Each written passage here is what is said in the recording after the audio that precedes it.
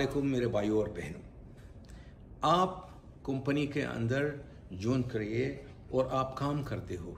तो गाइस पहले आपको स्क्रीनशॉट पर लगा कर दिखा रहा हूँ, जस्ट ये अभी अभी का न्यूज़ है। और ये जो नया कानून आया है इसका चर्चा पूरे दुनिया में हो रही है। ये लेबर के लिए यूएई गवर्नमेंट ने एक ऐसा कानून बनाया है कि जितने भी यूरोपियन कंट्री हो, फिर ये जितने एशियाई कंट्री हो, सारे जगह इसकी चर्चा हो रही है, क्योंकि अभी तक ऐसा करने वाला कोई भी ऐसा कंट्री अभी तक नहीं बना है। तो दुबई से रिलेटेड 3 बहुत इंपॉर्टेंट अपडेट सामने आ रही है। तीनों अपडेट के ऊपर आपसे बात करने वाला हूँ।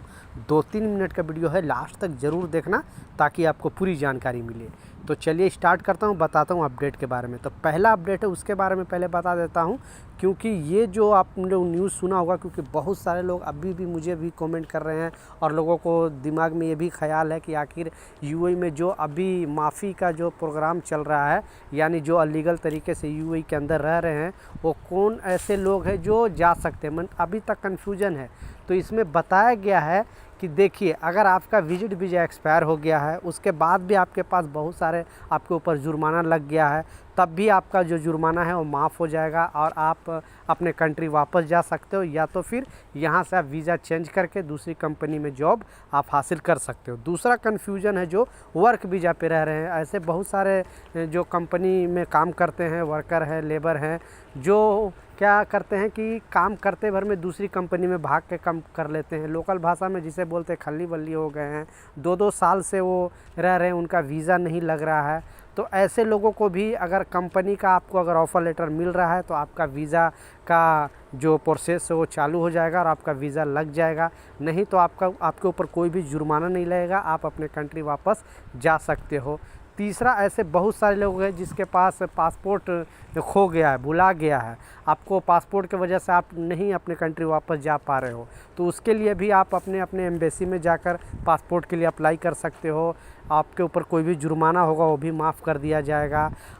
इन लोगों को, जो लोग अलीगल तरीके से यूएई के अंदर घुसे हुए हैं, मान लिए बहुत सारे लोग ओमान के बॉर्डर से अंदर चले आए हैं, या कतर के बॉर्डर से, या सऊदी के बॉर्डर से अलीगल तरीके से अंदर यूएई के अंदर आ गए हो, तो उनको अब माफ़ नहीं किया जा सकता। बाकी जितने भी है उनको ये सारा जुर्माना, फ़ाइन, सारे चीज़ माफ़ कर दिया जाएगा।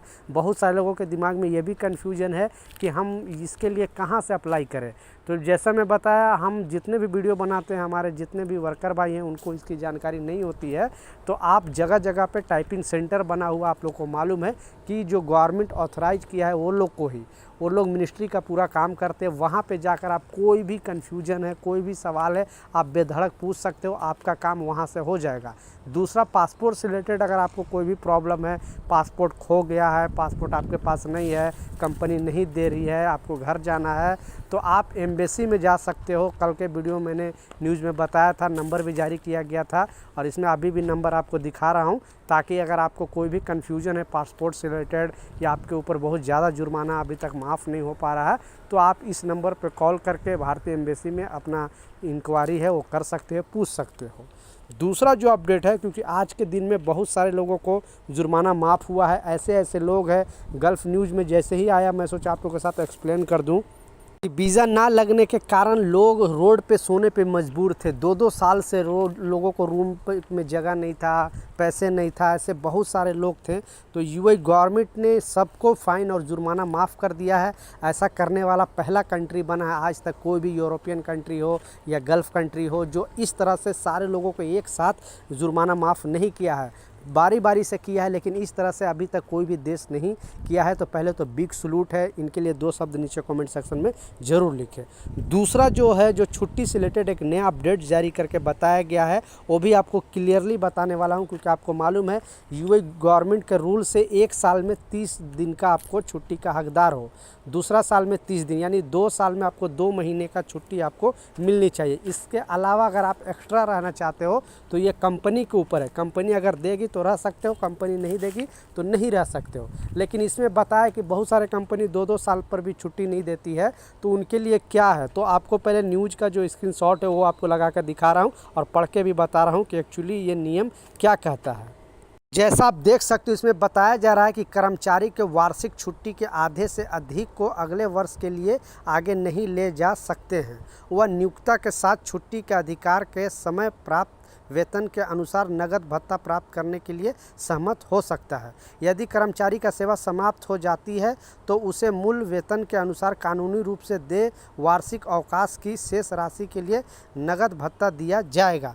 यानी कंपनी आपको छुट्टी नहीं दे रही है और अगर आप कंपनी से सहमत हो तो आप उसके बदले, जो छुट्टी नहीं मिल रही है उसके बदले आप कंपनी से कुछ उसके लिए पैसे का, आप पैसे के बारे में बोल सकते हो, कुछ भत्ता के लिए बोल सकते हो। ये कानून में बनाया गया है। तो कोई कंपनी अगर आपकी छुट्टी नहीं दे रही है तो आप पैसे का डिमांड कर सकते हो, क्योंकि उस छुट्टी में आपने काम किया है। मान लीजिए 2 साल का छुट्टी है और 2 महीने का जो छुट्टी देती है, उस 2 महीने का आपने काम किया तो उसके बदले में आपको जो कंपनी वो कुछ ना कुछ आपको पैसे देगी, और वो भी आपकी सैलरी, बेसिक सैलरी के हिसाब से।